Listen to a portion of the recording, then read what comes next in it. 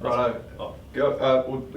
Don, yesterday Rory had to do a few bits and pieces to tick the box today. Did you see anything from him that you enjoyed?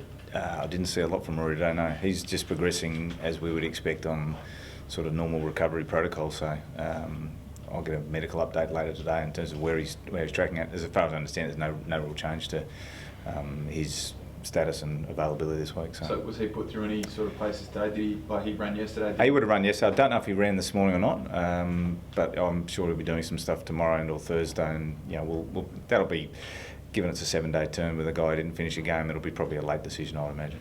What about Crouchy? How's he going? Crouchy's tracking really well, yeah, so we're really, again, I keep saying I'm confident he was going to play. I was confident last week, I'm probably more confident this week.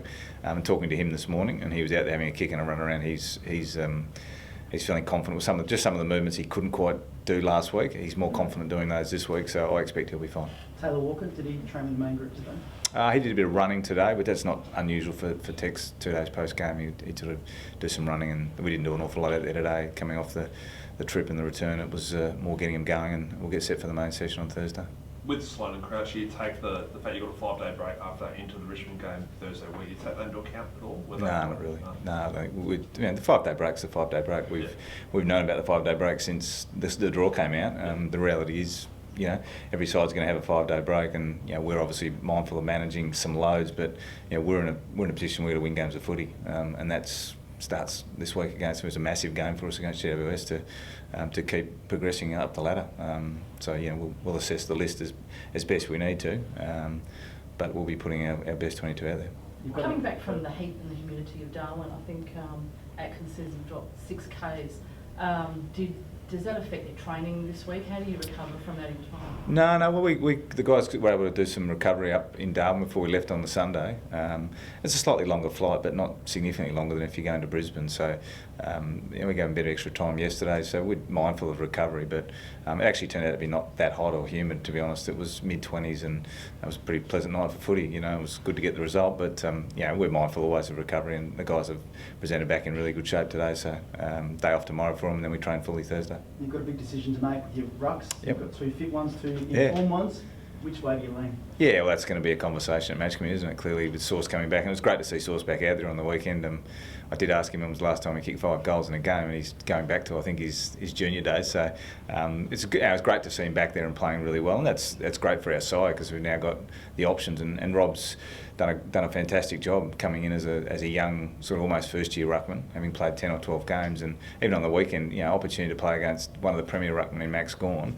And I thought, as much as Max got him around the ground, I thought some of his stuff around the CB and the boundary throws and ball ups was really solid, and certainly gave our mids some opportunity to get a look at the ball. So he's really developed. So yeah, it's going to be a good conversation and a good discussion at match committee. What are you throwing up there, Don? What's that? With terms of Sam, what are the key points for either guy to stay in the team? Well, you're comparing Sam coming and going. Is he? I have a conversation with Sam around. He's played 1 game back. Is he comfortable that he's confident enough in his conditioning and his form? Obviously, he played well on the weekend. This is a big step from Sandford to AFL, but he's got nearly 200 games of experience as well. So I'll take into account his views on how he's travelling, and then obviously we have to wait for a match committee viewpoint. Well, who's best for this week versus Mumford at GWS? And what about Dougie as well? I mean, there's a few guys that look like they're going to miss out. Yeah, well, he's again came back and played really well. He had a game 2 weeks ago, then obviously had a bye, and then came back and played a game last week and was very good from all reports. So, he's another one who's putting his hands up, and that's going to be the challenge at match committee. We've got to pick the right side that's ready to perform and in good enough form and healthy enough, if you like, with the right energy levels to be able to get the job done. So do you know your best 22 then, with everyone available? No, I haven't sat down and actually gone through it because it's very rare you get everyone available, and then everyone available in good form or form that warrants being picked.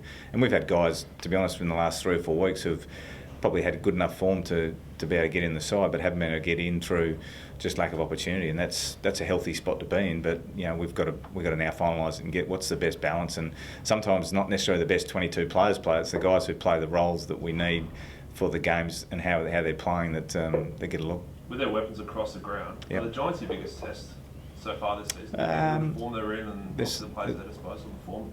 Oh, they're in great form. There's no question, and everyone knows the quality of G Davis's list. Whether it be, as you say, through each line, the backs, mids, and forwards, they've got quality in each line, and that's why they're one of the highly touted, sort of premiership fancies. And the reality for us is we get a chance to play against them on Saturday night in a game which, as I said, is probably our biggest game of the year. How big is in terms of the challenge. I know you focus on Sunday, but how big is the fortnight for you? Giants into Richmond in a 5 days space. Sorry, how big is the fortnight? Oh, sorry, the next 2 rounds. Yeah, it's an important fortnight for us. We sit where we sit. We're 6 and 5. We got away with a win on Saturday night to get to 6 and 5, and there's a big difference between going in 8 and 5 and going in something else. And the 2 games at home crowd, aspirational to be higher up the ladder. It's time for us to come out against GWS and put a really strong performance on the field and get a win. Just getting off the game for a second, Don. What was your reaction when you heard about the Brendan Bolton news yesterday? Yeah, well, it's the same when I heard about Brad Scott the week before. It's when if you're like one of 18 guys doing this job, you feel for Brendan, you feel for Brad, and because I know the energy and the passion both those guys coach with, and so when their time is up or their club decides their time is up, you feel for them and you feel for their families, and again, the case of both those guys, both outstanding coaches who've finished their career at the moment, but I'm sure they're going to have plenty of time left in footy beyond that. But the very initial reaction is obviously I feel sad for them because they put their heart and soul into their footy clubs and given all their footy clubs, and they've been moved on, but still wonderful people, wonderful footy people. I'm sure we'll see both of them around the traps in years to come. What does Teague bring to that club now? Well, Teague's been an assistant coach for a number of years, so clearly he gets the opportunity to coach them for the remaining part of the season, and he'll bring his experience to the role, I'm sure, and try and get them going.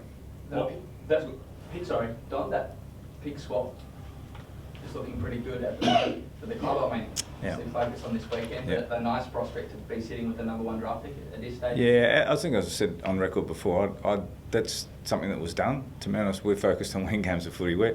How Carlton go is probably the least of our worries. To be honest, right now, we're looking for a win on Saturday night. On this, number 1 pick would be nice, though, wouldn't it? Well, it'd be silly if I said it wouldn't be, but the reality is we can't control that. Yep. All we can control is winning games of footy. Right now, what happens at Carlton and where they finish is out of our control, so I can't trouble myself with it. The deal's the deal that's been done. It'll reap what it reaps. As I said, we're focused on this season and winning games of footy. Do you expect any of your assistant coaches, and I suppose, say Scott Camporelli, who's obviously been with you guys, has got the most experience, has had the head coaching experience. Do you think he might be someone that Carlton, as a former player as well, someone might... He could be. I think there's a long list of guys, and I'm sure they'll go through a process and bits and pieces. And again, if that's something that Scott wants to pursue, we'll have conversations about what that looks like. That's really up for Scott to decide whether he wants to throw his hat in the ring. There's been no conversations about where he might see his career progression in the future? We're always having conversations with all our coaches about their role and how they see it evolving. And obviously his role has evolved this year.